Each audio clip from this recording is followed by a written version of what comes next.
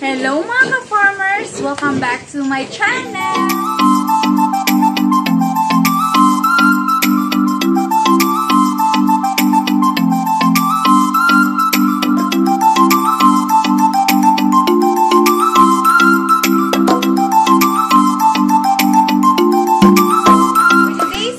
Mga ka-farmers ay andito tayo sa ating munting kulungan dahil meron tayong isang inahin na nasugatan mga ka-farmers at inuuod po yung sugat niya.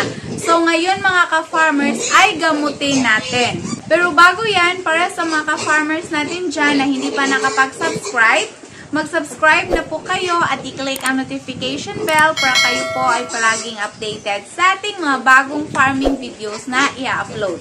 Huwag niyo din pong kalimutan na mag-like, comment at share para malaman din na iba nating mga ka-farmers. Hello po sa aking mga subscribers and viewers. Maraming salamat at God bless po sa inyong lahat. So, ngayon mga ka-farmers, samahan niyo po ako na gamutin ang sugat ng ating inahin na inuuod po. Pero bago po natin lagyan ng gamot mga ka-farmers, ay papaliguan muna natin ang inahin para malinis ito kapag nalagyan natin ng gamot. Meron po tayong gamot na gagamitin mga ka-farmers na effective po siya para sa mga sugat sa baboy, lalo na po yung inuuod na. Hindi kasi maiiwasan mga ka-farmers na magkakauod yung sugat ng ating mga baboy dahil sa langaw. So, yung first na nangyari dyan mga ka-farmers, langaw po, kinagat ng langaw. So, yan po ang nagiging cause na nagkauod yung sugat niya. So, ngayon mga ka-farmers, papaliguan po muna natin ang ating inahin. Haluan natin ng sabon mga ka-farmers para hindi po dumami yung mga germs.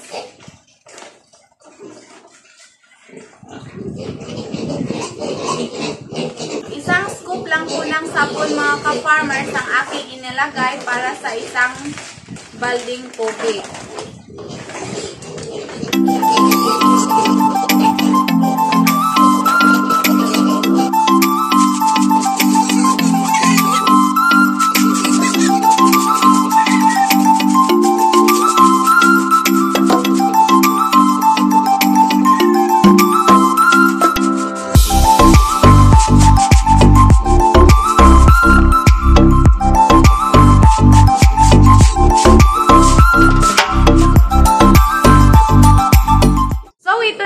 Inahin mga ka-farmers, tapos na natin linisin ang kanyang katawan. Makikita nyo sa ibabaw, nilagyan na po namin yan ng gamot.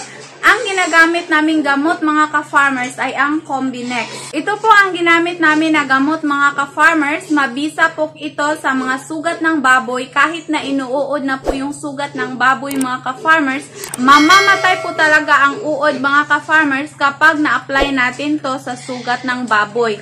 At ang maganda pa nito mga ka-farmers, kapag na-apply na natin to, ang mga langaw ay hindi na lumalapit sa baboy. So, subok na po ito na mabisang gamot mga ka-farmers para sa sugat ng mga baboy. Ito po yung palagi namin ginagamit. Hindi kasi maiwasan mga ka-farmers, lalo na kung ang ating mga kulungan ay tulad nitong sa amin na open lang, meron po talagang makapasok na mga langaw. Then yung mga langaw mga ka-farmers, pag pumapatong po yan sa baboy natin, kinakagat nila yung skin. So, isa po yan sa rason na masusugatan talaga ang ating mga baboy. At alam naman natin na kapag langaw mga ka-farmers, nagdadala po yan ng uod or yung tinatawag na larvae. Kahit na anong klaseng sugat mga ka-farmers, ay pwede po nating i-apply itong Combinex. Tulad ng nagkakapon mga ka-farmers, naglalagay din kami ng Combinex sa sugat sa pagkakapon. Then, kapag nagpuputol ng buntot mga ka-farmers, nilalagyan din namin yan ng Combinex para hindi po langawin ang sugat. Merong iba na betadine po yung ginagamit mga ka-farmers, pero kapag betadine kasi, nilalangaw lang po. Pero kapag ito yung nilagay natin mga ka-farmers, wala pong langaw na makalapit sa ating mga alaga. Pwede po ito sa kahit na anumang hayop mga ka-farmers, hindi lang po ito sa baboy. So, maganda po talaga ang gamot na ito mga ka-farmers. Madali lang po ang pag-apply nito mga ka-farmers. Spray kasi ito. Ayan, medyo namantsahan lang po yung katawan mga ka-farmers dahil ang nabili namin ay merong problema sa kanyang spray. 308 po yung bili namin nito mga ka-farmers sa Agrivit Stores. 150 ml po. I think ito yung pinakamalaki mga ka-farmers. Meron ding maliit nito. 100 plus siguro yon or almost 200 na ba. Pero ito, 150 ml mga ka-farmers, nasa 308 pesos. Ayan. So, ganyan siya mga ka-farmers. Purple po yung kulay niya mga ka-farmers kapag in-spray natin. Hindi maiwasan na kapag gumamit tayo sa spray na to, dumihan yung kamay natin. Hindi madaling makuha ang kulay nito mga ka-farmers.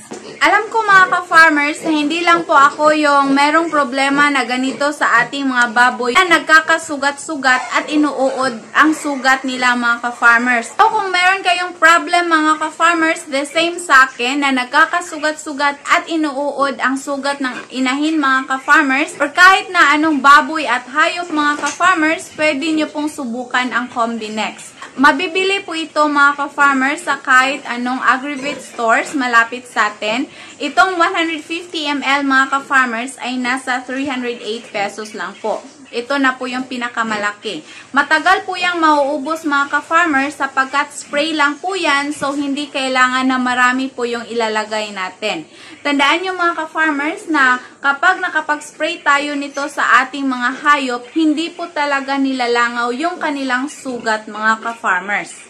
Meron po siyang amoy na parang mga antibiotic mga ka-farmers, kaya siguro hindi malalapitan ng mga langaw. So yun lamang po mga ka-farmers ang may share ko for today's video. Sinasadya ko talagang gumawa ng review about Combinex mga ka-farmers para malalaman din ng iba nating mga ka-farmers na hindi pa nakasubok ng ganitong gamot. Yun lamang po mga ka-farmers ang may share ko for today's video. Sana ay palagi ninyong sibaybayan ang channel natin sa pamamagitan ng pag-subscribe at pag-click sa bell button para kayo po ay palaging updated sa ating mga bagong farming videos na i-upload. Huwag nyo din pong kalimutan na mag-like, comment at share para malaman din na iba nating mga ka-farmers. Ating tandaan na tayong mga farmers ay dapat madiskarte at masipag upang magtagumpay sa ating negosyo. Sa kapwa ko po kababaihan, hindi po hadlang ang kasarian natin para gawin ang mag-farming. Layunin ko po na i-encourage kayo na mag-alaga ng kahit na anumang hayop na pwedeng mapagkitaan. Maraming salamat po. God bless. Happy farming. Bye-bye.